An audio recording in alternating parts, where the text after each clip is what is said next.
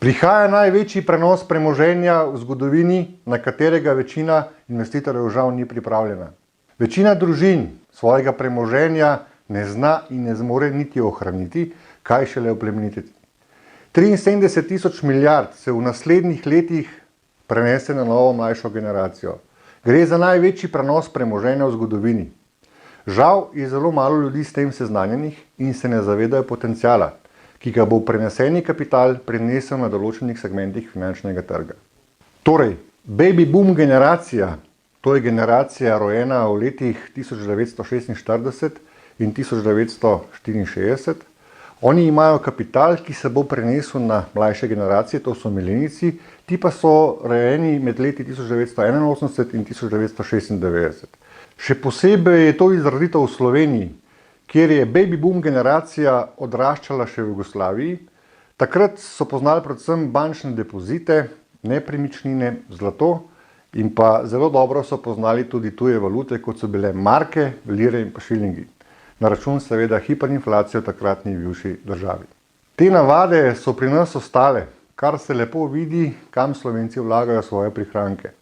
Več kot 50% prihrankov imamo Slovenci v nepremičninah. In s temi navadami večina Slovencev čaka na največji prenos premoženja v zgodovini. Medtem ko imajo milenijci, to je ta mlajša generacija, v lasti le okoli 10% nepremičnin, kar nakazuje, da ta denar ne bo šel v nepremičnine, ampak nekam drugam. V primerjavi z preostalimi razvitimi državami imamo Slovenci precej prihrankov in pa sorazmerno malo naložb na finančnih trgih. To pravi finančni svetovalec Matej Tadej Jerman iz družbe General Investments.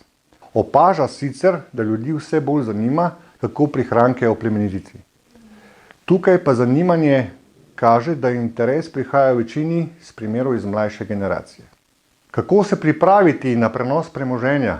Kot kažejo raziskave investicijske hiše Fidelity, bodo mlajše generacije dosti bolj naklonjene digitalnim naložbam. Ne zanimajo jih zlato in nepremičnine, ampak so kar 5-krat bolj naklonjeni digitalnim sredstvom v primerjavi s trenutno generacijo.